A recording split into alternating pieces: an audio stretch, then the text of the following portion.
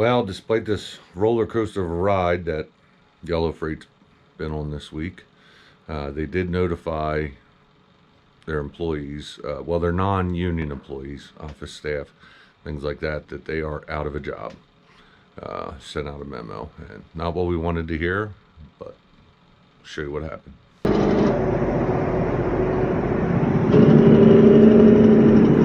So Yellow released a statement.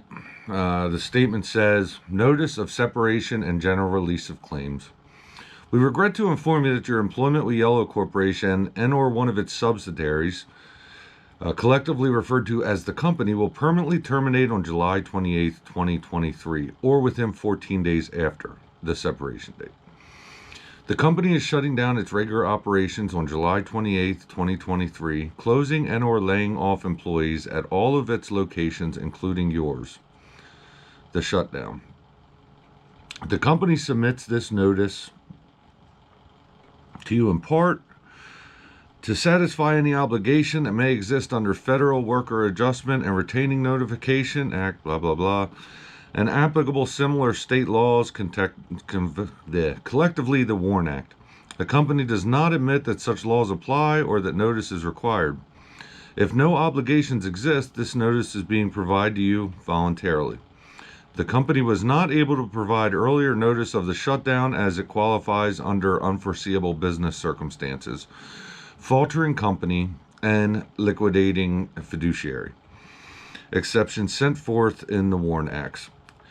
The company expects all layoffs and location closures relating to the shutdown to be permanent. You are not subject to a job bumping system. That is, company employees will not be able to displace more junior employees out of their job positions as a result of the shutdown. This notice and the release of claims below cover various matters related to your separation, and they are being provided as soon as practicable because the shutdown was not reasonably foreseeable.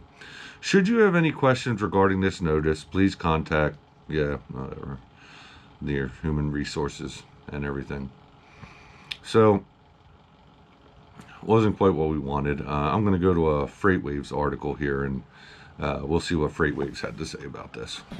So, just in case you don't know, non-union employees are pretty much office staff, the whole way up through management. Usually isn't part of the union, things like that. Usually it's the actual workforce that is part of the union.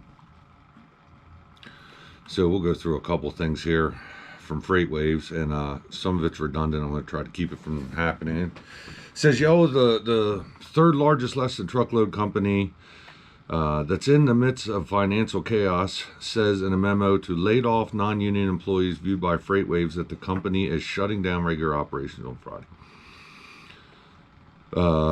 Goes through pretty much everything I just read.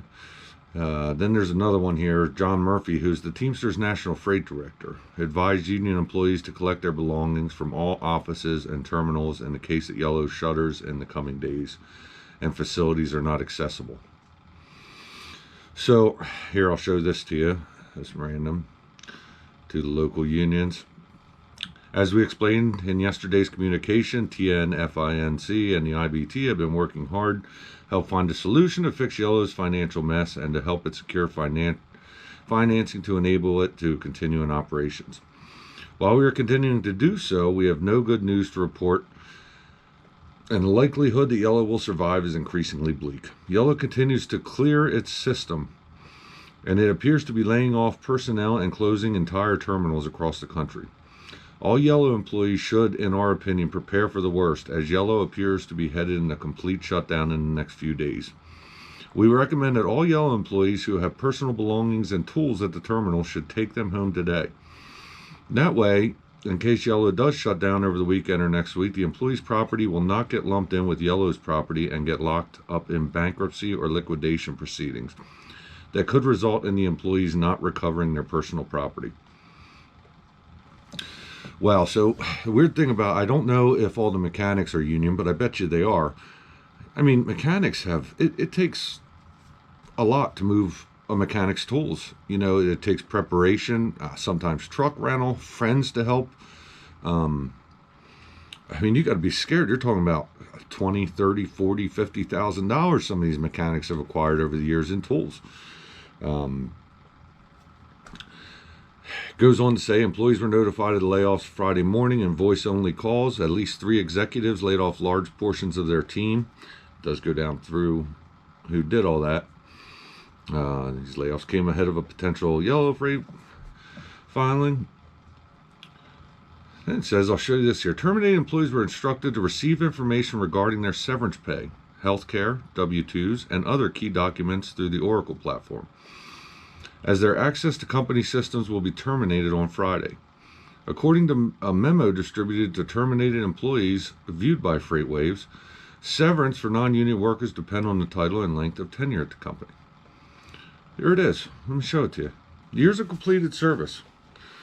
0 to 9 years. You get 2 weeks severance. 10 plus years, you get 0.25 weeks of pay per year of the completed service. So basically, if you had 8 years, you've been there for 10 plus years, you had 8 years, you would get, well, let's see, yeah, you would get 2 weeks, and then every 4 years past that, you would get another week's severance. But if you're a director, you get 6.5 weeks. If you are a vice president or above, 13 weeks severance. Not a huge amount. But are you kidding me? They're still, the guys who ran the company into the ground are still getting the big severance. Wow. It does say that Yellow's third-party logistics sales team was invited to the layoff call, but that company is actually intact and currently for sale. So, Yellow, a 99-year-old company headquartered in Nashville, Tennessee, employs some 30,000 workers. About 22,000 of them are represented by the Teamsters union. The Teamsters and Yellow have been locked in a months-long strife over changing key work rules at the trucking fleet. Now sources say Yellow may file for bankruptcy imminently. In a call to Yellow's sales team, Bergman shared a statement on the company's potential shuttering and pinned the blame on the Teamsters' refusal to negotiate with the company. Since last January, we've made every attempt to meet with the IBT. The IBT's refusal to negotiate for 9 months is freezing our essential business plan. One Yellow, and finally, its strike authorizations caused customers to find alternative freight carriers and had a catastrophic effect on our business. When IBT leaders were finally ready to meet this week, it was too late. By then, the IBT strike threat had already had a devastating impact on our business. Unclear, investors, and causing customers to quickly depart. Given this impact to our business, we are forced to announce additional headcount reductions of non-union employees. Wow. Yeah, that pretty much sums it up. It's really is looking like the end now. We'll see what happens. I'll keep you updated. Again, I always end this saying I'm sorry you guys are going through this.